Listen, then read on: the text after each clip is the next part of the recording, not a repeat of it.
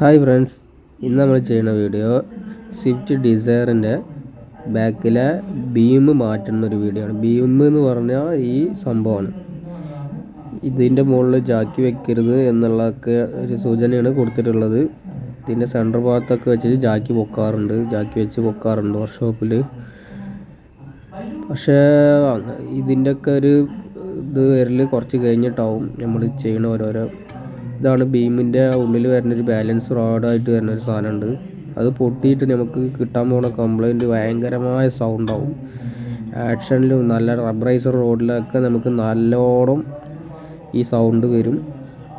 അപ്പോൾ നമ്മൾ സ്വാഭാവികമായിട്ടും അത് കട്ട് ചെയ്ത് കളയുന്നവരുണ്ട്. കട്ട് ചെയ്ത് കളഞ്ഞു കഴിഞ്ഞാൽ അതുകൊണ്ട് ഉണ്ടാകുന്ന ഒരു ഇതെന്ന് പറഞ്ഞാൽ വണ്ടിൻ്റെ പെർഫോമൻസിൽ, അതായത് നമ്മൾ ഒരുപാട് സ്പീഡിലൊക്കെ പോയി ടേൺ ചെയ്യുമ്പോഴൊക്കെ നമ്മളെ വണ്ടി കയ്യിൽ കിട്ടാത്തൊരവസ്ഥ, കയ്യിൽ നിന്ന് പോണമായിട്ടൊരു തോന്നലൊക്കെ വരും. അപ്പോൾ ബീമാം നമ്മൾ പുതിയത് വാങ്ങിച്ച് മാറ്റി.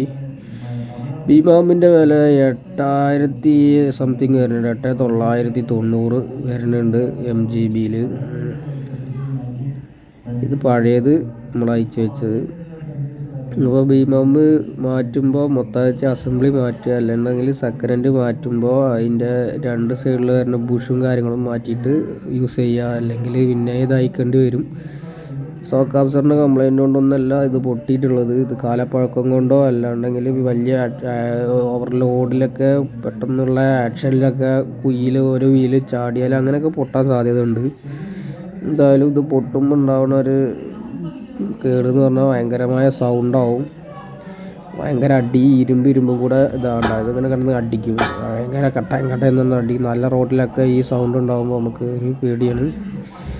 അപ്പോൾ ബീമാം പൊട്ടാൻ കാരണം കാലപ്പഴക്കം, പിന്നെ അതിൻ്റെ ഇങ്ങനെ പറഞ്ഞ മാതിരത്തെ സംഭവം കൊണ്ടും.